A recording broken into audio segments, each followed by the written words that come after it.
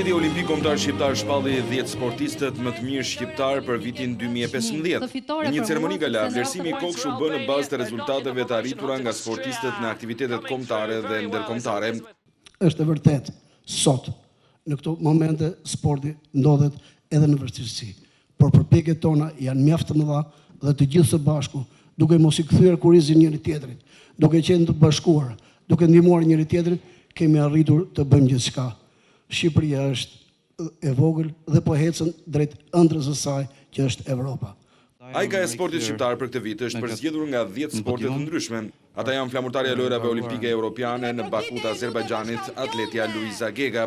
Në futboll u përzgjodh një nga lojtarët më të mirë aktual të Skënderbeut, Sabian Lilaj. Sportistët e tjerë janë boksieri Arjan Kajoshi, peshngritësi Briken Calja, në basketboll Red Vogli, në volejboll Anton Qafarena, në taekwondo Erges Aliu, në sportin e judos Jon Vrenozi, në not Nikol Mrizaj dhe në ciklizëm Redi Halilaj.